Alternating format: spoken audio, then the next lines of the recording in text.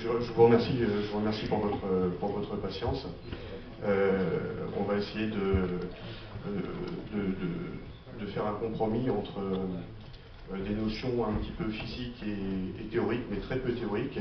Et on m'a demandé d'essayer d'intervenir pour revenir sur le terrain avec des conditions pratiques sur le problème des relations entre la vitesse, la cadence, le problème du coût énergétique et quelques consignes qu'on pourrait faire au niveau pédagogique pour marquer un peu les choses. Donc, même si on est un tout petit peu en retard, il y a beaucoup de choses dans les interventions précédentes de cet après-midi qui vont vraiment rendre service.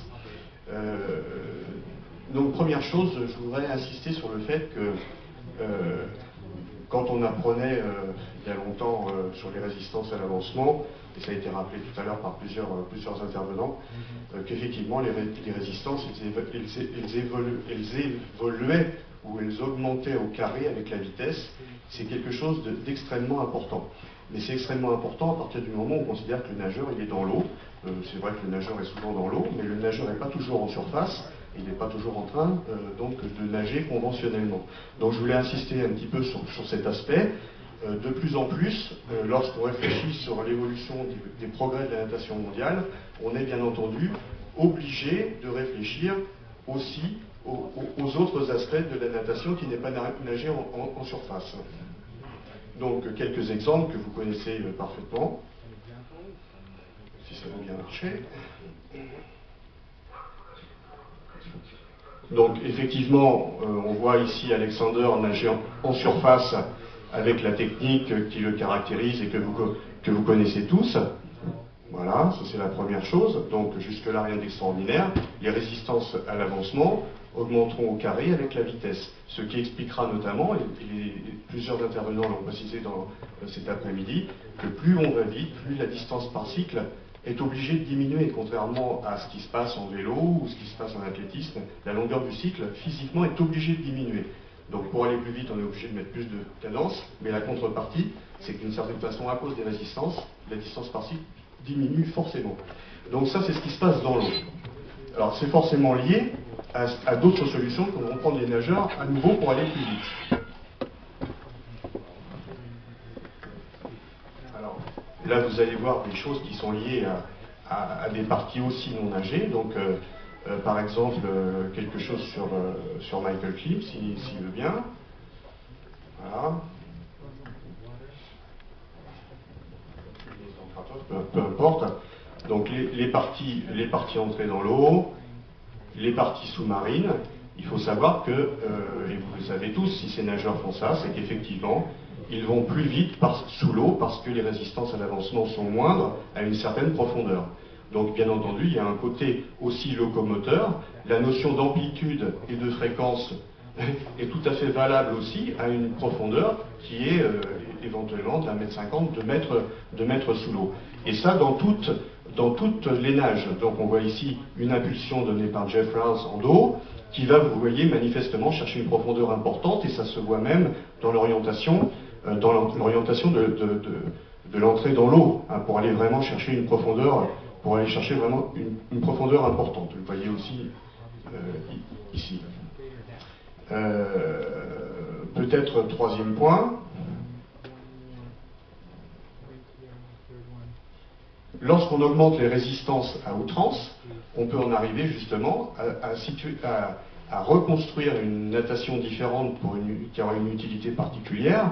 Je ne suis pas du tout, en l'occurrence, un aficionado des flumes, ce que vous êtes en train de voir, pour faire des mesures. En l'occurrence, c'est bien parce qu'on crée des résistances supérieures à la nature que finalement le nageur en arrive à rester immobile. Enfin immobile, oui, immobile, c'est-à-dire qu'il ne se déplace pas. On ne pourrait pas mesurer comme l'a fait Alain tout à l'heure, la longueur du cycle dans un flume, parce qu'effectivement le nageur n'avance pas. Tu serais très gêné pour faire ta manip. Voilà. Je reprends un peu de temps parce que c'est important quand même. Pas sur celui-là peut-être, mais sur celui-là. Vous verrez qu'on ne perd pas complètement notre temps quand même. Donc un nageur qui avait vraiment amélioré beaucoup de choses dans la partie sous-marine, qui nous a quand même quitté il n'y a pas si longtemps que ça, donc Michael Klim. Donc la partie nagée avec les résistances qu'elle procure, et des virages où on va chercher une profondeur extrêmement importante. Hein. C'est pas quelque chose qui s'est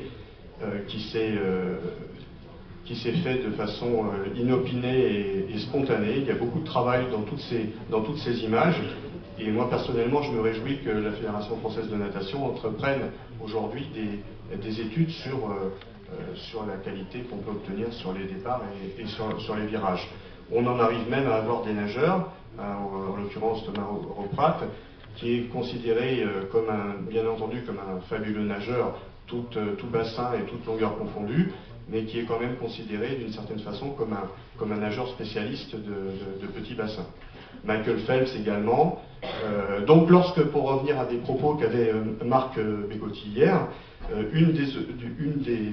quand il anticipait sur d'ailleurs il l'a tout à fait précisé, une des pistes sur les progrès de la natation de demain sera probablement, vous voyez, liée à ce qui est fait dans les parties sous-marines, même dans les épreuves comme le 200, voire le 404 nage, où probablement on arrivera à avoir des distances sous-marines extrêmement importantes. D'ailleurs, jusqu'à présent, des résultats ont été freinés par les règlements internationaux, rappelez-vous en dos notamment, parce qu'on commençait à craindre pour les gamins qu'ils passent plus de temps sous l'eau qu'à nager en surface avec les risques que ça supposait.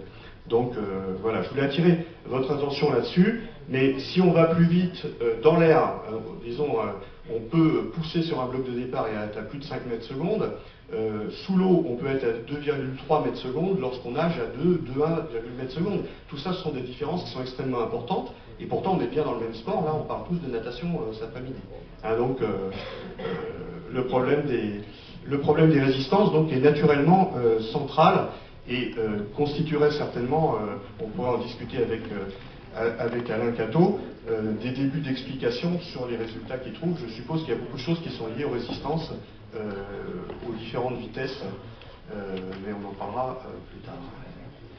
Alors, vous voyez ici, lorsqu'on avait mis en place dans les années 93-94 les tests cadence-vitesse, que la plupart d'entre vous connaissent, vous voyez que sur une population de 14 nageurs crawlers masculins, vous voyez que la façon de s'organiser des nageurs, vous pouvez voir deux choses. La première chose, c'est que pour pratiquement tous ces nageurs, le modèle linéaire est absolument indiscutable. Donc on en prend un ici parce que c'est celui qui est en haut qui est le plus facile. Donc les gens, en général, s'organisent très bien par rapport au modèle. Hein, il y a très peu de différences. Les coefficients de corrélation sur 8 points, en général, sont très bons. Et vous voyez que tous les nageurs s'organisent autour d'une linéarité. Donc pour aller plus vite, le même nageur, pour nager à une vitesse de 1500 ou de 800 ou de 400 ou de 200 ou 200, le même nageur, bien entendu, comme dans tous les sports, est obligé de mettre plus de fréquence, naturellement. Ça, c'est pas, il n'y a pas de quoi se relever la nuit. Ce qui est plutôt important, par contre, par rapport à l'athlétisme ou le vélo, etc., c'est que la différence entre chaque athlète est relativement importante. C'est-à-dire pour des niveaux comparables de vitesse à l'arrivée, là, beaucoup de résultats qui arrivent à 1,9 mètres secondes, vous vous apercevez que c'est tous linéaires, mais avec des façons de nager, des organisations qui sont différentes. Et au-delà du problème anthropométrique hein, qu'on aborde souvent, en fait, il y a beaucoup plus de raisons qui sont liées à la capacité au rapport bras-jambes.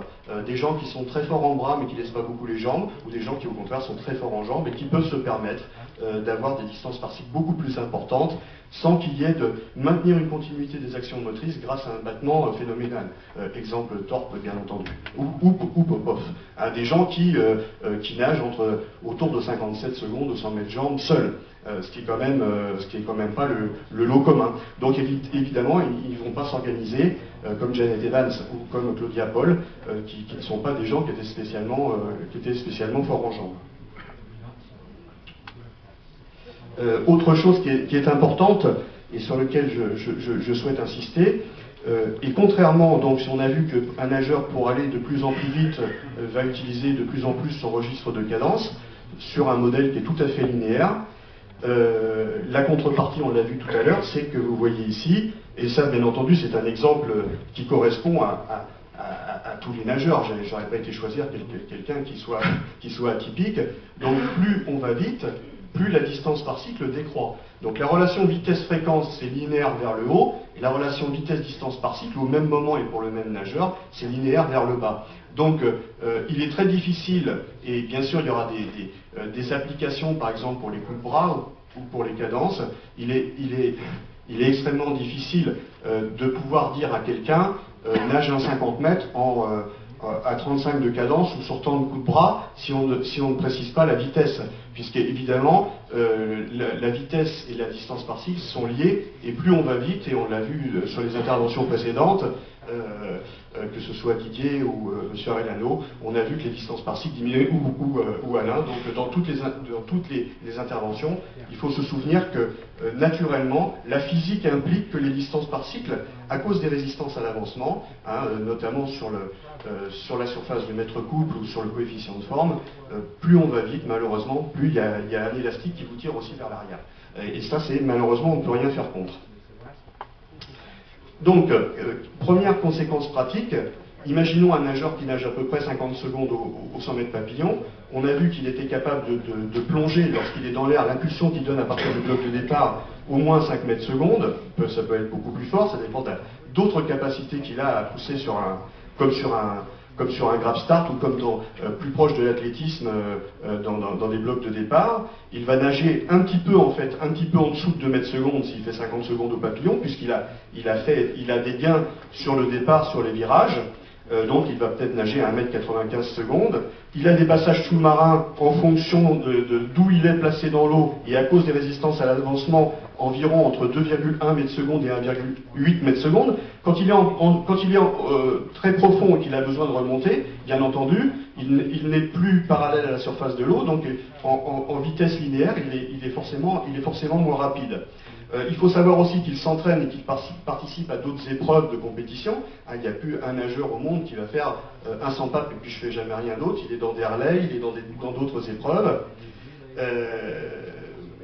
Et donc, pour reprendre une expression d'Alain aussi tout à l'heure, la locomotion aquatique, c'est aussi le fruit du travail des bras, des jambes, mais vous l'avez vu dans les images sous-marines, aussi du tronc, de la tête, de l'ensemble du corps. Il y a des moments où les bras ne travaillent pas de façon classique quand les nageurs sont sous l'eau. On a vu des images tout à l'heure.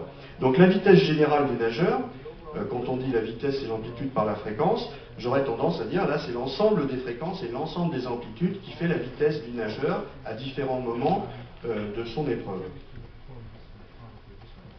Donc le rapport amplitude-fréquence dans une activité cyclique, elle a été abordée par plein de gens, et elle continue à être abordée par plein de gens. Là, cette diapo, elle date d'il y a assez longtemps, c'est pas forcément comme le reste, mais ces études continuent à être faites dans toutes les disciplines. Encore une fois, le problème avec la natation, c'est que, d'une part, il y a quand même une grande partie qui reste être faite dans l'eau, ça c'est clair, mais que le corps, le coefficient de forme, le coefficient K, vous connaissez dans la formule KSV2, et puis le mètre couple, ont toutes les raisons de changer à tout moment de l'épreuve. Ce qui n'est pas forcément exactement la même chose que dans un kayak ou dans un bateau d'aviron, où éventuellement il va y avoir d'autres phénomènes de déjaugement, etc. Mais en tout cas, il n'y a pas une transformation, une métamorphose de l'embarcation à chaque moment. À nouveau des conséquences pratiques. Donc nous avons vu que l'augmentation de la vitesse induisait l'augmentation des cadences et la baisse des distances par cycle. Donc, sauf si l'on parle d'un indice de nage pour arbitrer, dans certains cas, se satisfaire à un moment d'un nageur qui va un peu moins vite que prévu en disant oui mais la distance par cycle est supérieure. Si vous reprenez la relation vitesse-distance par cycle, c'est tout à fait normal, donc il n'y a pas de raison de s'en satisfaire. Si quelqu'un nage une minute, doit nager une minute au 100 mètres, nage une, et puis vous avez la même distance par cycle quand il nage une minute, le résultat est doublement mauvais. D'une part parce qu'il n'est pas allé assez vite, et d'autre part parce que dans la mesure où il est allé plus doucement, la distance par cycle devrait être plus grande et non pas égale. Donc parfois les entraîneurs, nous avons eu tous tendance à essayer de nous rassurer, mais il faut regarder, alors ça ne veut pas dire qu'il n'y a pas de quoi se satisfaire sur d'autres choses, sur une course comme celle-là, mais pas forcément sur la modalité cyclique. La stabilité de l'indice de nage, par exemple, ne veut pas dire, donc quelqu'un qui aura une nage équilibrée, admettons, du 100 mètres ou 400 mètres. donc qui aura une stabilité que l'on repérerait à travers l'indice de nage par exemple, ça ne veut pas dire que la synchronisation de la nage est ou doit être la même quelle que soit la vitesse. L'intervention de Didier tout à l'heure, je ne savais pas que tu allais reparler de ça Didier aujourd'hui, mais vous avez remarqué que les temps de glisse, les différents temps dans la nage, à des vitesses différentes, évoluent complètement en fonction des vitesses.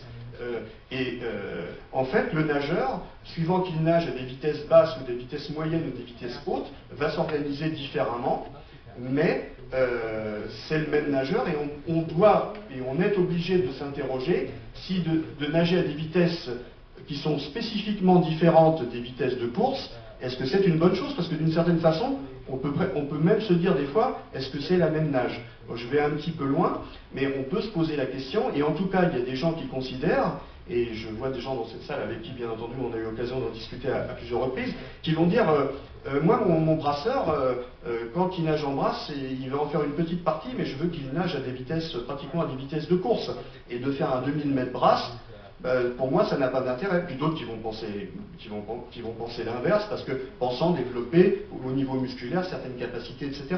Mais en tout cas, il faut bien comprendre que c'est pas là du tout la même synchronisation, et ça, les travaux de Didier le mettent parfaitement en valeur à nouveau cet après-midi. L'idée de la glisse, un temps de glisse, et on l'a vu aussi sur plusieurs présentations, ne peut être économique à une vitesse lente.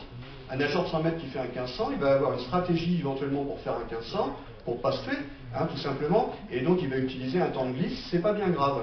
Mais s'il nage de la même façon son 100 mètres, c'est plus de la glisse, c'est carrément du freinage, et là ça peut être, on peut parler carrément de discontinuité des actions motrices, et on retrouve sur des choses qui ont été évoquées cet après-midi, donc il faut faire attention aussi à ça.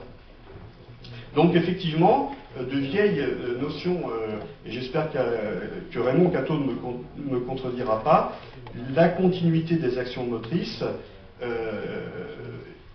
reste un principe essentiel avec l'alignement. Je pense que ça reste deux principes à respecter et que les éducateurs dans les clubs doivent se remémorer à tout moment, mais aussi les entraîneurs d'élite. Je regarde ma montre. Tu me donnes 10 minutes, Michel? Il est moins 5 à peu près à ma montre. Combien tu me donnes, franchement? 8 minutes. Okay. Une autre conséquence pratique sur le fait que la gamme des fréquences doit être abordée dans son ensemble. Il est classique en France de nager dans sa nage et sur des vitesses largement sous-maximales. Donc j'ai fait exprès de ressortir un tableau au Tour de Frankfurt dans les années 92, où le test cadence-vitesse était fait à 3 reprises, donc en novembre 91, en mars 92 et en juin 92. En mars 92, il bat quelques jours après le record de France du 100 mètres d'eau en 55-18, si je me souviens bien. Et quelques temps après, il a battu le record du monde en petit bassin du 50 mètres d'eau. Mais vous voyez par exemple que là c'est la reprise, donc les indices de nage 4,04, 3,66. On va essayer de trouver quelque chose qui corresponde. Voilà, 1,78 mètres secondes. Il faut savoir que le record de France qui a été battu par Franck, c'était 1,77 mètres secondes quelque chose. Et il a été battu exactement à 47 cycles minutes. Vous voyez qu'en début d'année, à cette même vitesse, le nageur aurait besoin d'être à 52 cycles minutes pour battre le record de France, en clair. Donc sur une distance par cycle de 2,05 mètres. Le problème, si Franck était capable de faire 52 cycles minutes pendant 55 secondes, à la limite, il n'y a aucun problème. En tout cas, la performance peut être réalisée. Mais Franck, à cette époque, avait un mal fou à dépasser 46 de cadence. Donc, la solution, ça ne sera pas celle-là. Et là, bien sûr, je rejoins totalement l'intervention de Marc Hilléa. Vous voyez que dans un deuxième temps, à 47 ou 48 de cadence, on est sur les bases du record de France, qu'il bat quelques jours après. Et dans la dernière partie préparatoire au championnat, donc il se trouvait que toute la préparation, tout le développement ici, avait été fait sur des cadences assez basses, avec du travail en plaquettes, sur des distances par cycle énormes, etc. Et Michel Célès, à l'époque, a eu du mal à accepter de travailler plus dans des valeurs spécifiques, c'est-à-dire à partir de là. Il a continué à travailler ici. Ce qui fait que dans la dernière partie, vous vous apercevez que les valeurs sont encore nettement meilleures sur les vitesses basses, mais quand on arrive sur des vitesses hautes, vous voyez que les indices de nage, les distances par cycle, sont beaucoup plus basses, et effectivement, les performances de Franck n'ont pas été bonnes. Donc, enfin, ont été moins bonnes que ce qu'il pouvait espérer sur les bases de mars 92. Donc, en distance par cycle, on va aller vite. Vous voyez à la fois les relations fréquence-vitesse et les relations vitesse-distance par cycle, mais vous voyez que, alors que la dernière partie part sur des bases énormes, ici, eh bien, tout cet avantage qui est ici, à cause du manque de spécificité, c'est dans les vitesses de course. C'est dans les vitesses de course qu'on n'y arrive pas, et c'est malheureusement là-dessus qu'on est évalué. C'est-à-dire que sur 400 mètres d'eau, Franck aurait été certainement beaucoup plus fort qu'aux 100 mètres d'eau aux Jeux Olympiques. Parce qu'il a fait réellement des progrès, mais pas forcément dans le registre où il fallait à ce moment-là. Donc, conséquences pratiques, il est vrai que l'augmentation objective et collective peut être observée à travers les distances par cycle depuis 30 ans. Il faut savoir que si la moyenne du 100 mètres libre, il y a 30 ans, ça se nageait à 48 de cadence, aujourd'hui, ça se nage toujours à 48 de cadence. Et j'ai bien aimé la remarque du collègue Arellano qui montrait, dans le cadre de son nageur qui avait gagné 3 ou 4 secondes sur 100 mètres, qu'en fait, il était toujours à 54 de cadence 3 ans après. Simplement, les distances par cycle avaient augmenté. Et c'est pas forcément en lui demandant de faire 10 coups de bras de moins par 50, je ne pense pas que le développement ait été fait comme ça. Il y a moyen de gagner sur la distance par cycle sans nécessairement passer à des consignes un petit peu maximalistes. Je crois qu'il est important de ne pas dénaturer la nage, même si l'augmentation des distances par cycle est une constante dans l'histoire de la natation et pour chaque nageur.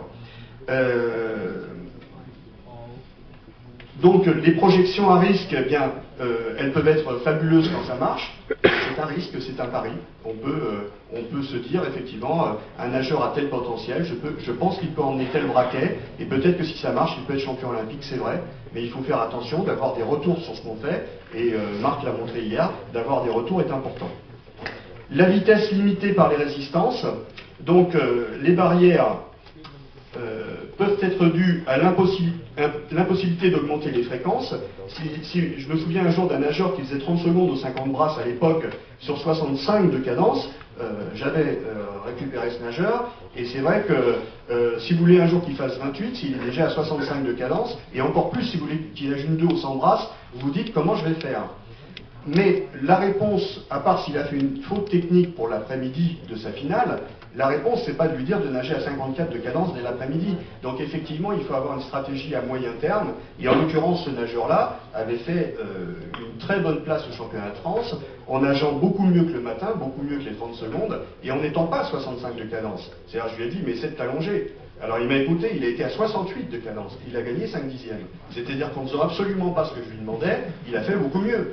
Hein, pourquoi? Parce que lui, c'était son organisation. C'est aussi lui l'expert à un moment. Donc il a trouvé le jus pour réaliser la performance. Comme un athlète de kayak, on sait qu'à partir de... il y a une relation de vitesse linéaire en kayak, entre le kayakiste et la vitesse. À 58 de cadence, il va plus vite qu'à 55. À 62, il va plus vite qu'à 60, etc., etc. Jusqu'à temps qu'il puisse plus. Hein. Il y a aussi donc une barrière due à l'impossibilité physique de maintenir les distances par cycle. Il me semble que un nageur qui a exprimé un registre dans ses cadences personnelles, vous avez comme devoir en tant qu'entraîneur de maintenir cette capacité, cette modalité, par exemple à tourner les bras, parce que la vitesse s'exprime à travers les distances par cycle, certes, mais aussi à la capacité d'amener cette distance par cycle un certain nombre de fois par minute. Et si vous ne trouvez que des solutions où la vitesse s'exprime en nageant souvent en dessous des vitesses de course, et que vous risquez de brider le nageur et qu'il n'ait plus la possibilité de s'exprimer dans toutes, notamment dans les vitesses spécifiques. Donc ça aussi c'est important, ce qui me fait dire en bas de cette diapo, de façon bien sûr un peu caricaturale, que les braquets trop gros ne sont pas meilleurs que les petits braquets, et réciproquement, trop, c'est toujours trop. Hein, ce qu'il faut, c'est d'avoir le braquet adapté. Cette diapo, qui est issue du dernier Swimming World, vous savez que les Américains ont une force sur les nageurs de dos depuis un moment, Pearsall, Jeff Rouse et autres. Et donc des exercices qui étaient proposés, c'est que dans certains cas, on vous demande d'avoir l'air méchant, de taper dans l'eau et d'aller le plus souvent possible. C'est un exercice à utiliser de temps en temps pour un petit peu décoincer le nageur. Et on demande au nageur, surtout ne fais pas le bon, nage hard, nage méchant. Hein, c'est aussi, on donne peut-être trop d'exemples en France du fait de systématiquement emmener des braquets exagérés. Et bien de temps en temps, il faut aussi exagérer la modalité fréquence qui fait partie de l'équation vitesse, puisque c'est distance par cycle par fréquence.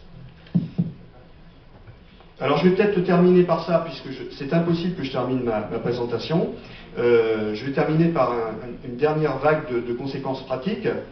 Donc pour résumer, l'augmentation de la vitesse engendre bien une augmentation des cadences, mais une baisse des distances par cycle. On va dire pour un indice de nage qui n'est pas dépendant de la vitesse, hein, il a été conçu comme ça. L'indice de nage, je vous rappelle, c'est vitesse au carré divisé par fréquence.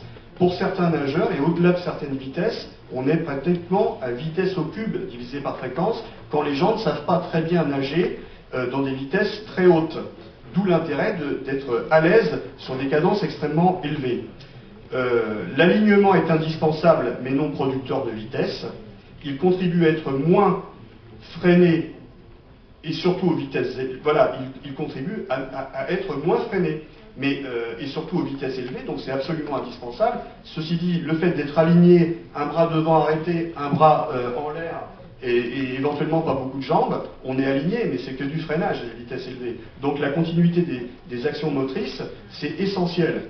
La propulsion donc, doit toujours être entretenue avec les moindres variations dans le cycle de nage, dès lors que l'économie de nage est un facteur déterminant. Donc au-delà du 50, au-delà du 100 mètres, ça se discute, mais on sait depuis toujours que de recréer de la vitesse, ça peut être un excellent exercice parce que effectivement on recrée de la force, donc c'est intéressant, mais d'un autre côté, recréer de la vitesse, c'est plus coûteux que de l'entretenir.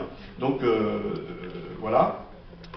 Et puis je vais terminer là-dessus. Donc dans ce contexte, le maintien d'une vitesse de 400 et plus, peut-être même au plus haut niveau, être le fruit de la répétition fréquente de petits braquets, par exemple Janet Evans, ou dans le même contexte, quelqu'un qui fait du cyclisme, quand il monte un col, il ne va pas prendre des braquets démesurés, même s'il est capable de monter une côte pendant 200 mètres comme ça, il ne va pas essayer de monter le Tourmalet sur un braquet démoniaque, parce que c'est pas possible.